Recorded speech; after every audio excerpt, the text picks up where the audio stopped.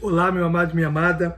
Atos 26:20 diz assim, o apóstolo Paulo dizendo: preguei em primeiro lugar aos que estavam em Damasco, depois aos que estavam em Jerusalém e em toda a Judéia, e também aos gentios, dizendo que se arrependessem e se voltassem para Deus, praticando obras que mostrassem o seu arrependimento. Essa pregação aqui é uma mensagem universal. Você vê que Paulo pregou em vários lugares, e tanto para judeus quanto gentios, ensinando que se arrependessem e se voltassem a Deus, praticando obras que mostrassem o seu arrependimento. Uma das solas bases da reforma, e que nós sempre repetimos, é somente a graça. Nós somos salvos pela graça de Deus, pelo sacrifício de Cristo Jesus. Isso não é por obras.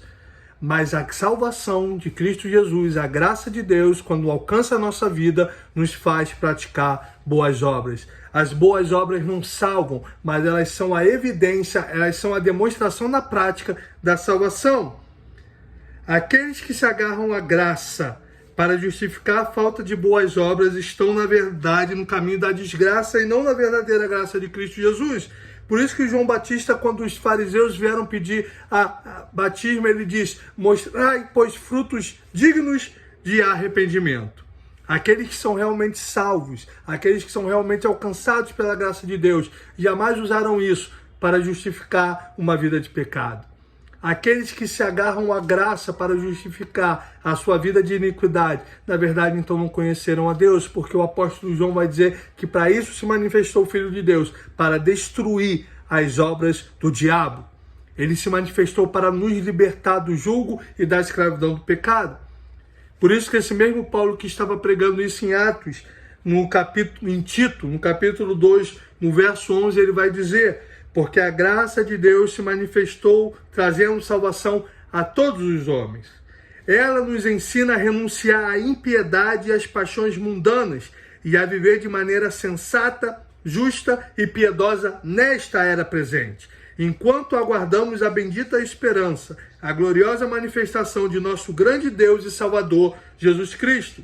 Ele se entregou por nós, a fim de nos remir de toda maldade e purificar para si mesmo um povo particularmente seu, dedicado à prática de boas obras. Ele nos remiu, ele nos salvou, ele nos escolheu, porque nós não poderíamos salvar a nós mesmos. Ele que primeiro nos escolheu, ele que nos libertou, mas fez isso para que nos dedicássemos às boas obras, para que andássemos nas boas obras a qual ele preparou antes da fundação do mundo, para que andássemos nela, conforme diz o apóstolo Pedro. Então, meu amado, você tem praticado boas obras, você tem mostrado obras dignas de salvação, dignas de arrependimento. É por isso que Tiago vai dizer que a fé sem obras é morta. Boas obras não produzem fé, não produzem salvação, mas a salvação, a fé em Cristo Jesus, essa obediência ao Evangelho nos leva à prática de boas obras. Por isso que vamos celebrar agora o Natal, a salvação em Cristo Jesus, conforme diz o pastor Timothy Keller. Eu sempre gosto de citar essa frase: a mensagem do Natal é: o homem não pode salvar a si mesmo. Estávamos perdidos, estávamos em trevas, estávamos condenados. Jesus veio ao mundo, nasceu. O Verbo que estava no princípio, que estava com Deus e que era Deus, e por ele tudo foi feito, e por causa dele tudo existe. A coroa da criação, aquele o qual o Pai escolheu para que nele habitasse toda a plenitude. Ele veio ao mundo, andou entre nós e deu a sua vida por nós, para nos redimir, para nos fazer o seu povo, e para que andássemos e praticássemos boas obras, para que andássemos numa vida redimida, numa vida limpa, numa vida santa e justa. Essa é a mensagem do Evangelho. Qualquer coisa diferente disso é anátema. Qualquer um que use a graça de Deus para justificar uma vida no pecado, uma vida na lama, é porque então não conhecem a Deus. Que andemos em boas obras para a glória de Deus, e como disse Jesus, que vejam as vossas boas obras e glorifiquem ao vosso Pai que está nos céus. Que Deus te abençoe, meu amado e minha amada, em nome de Jesus.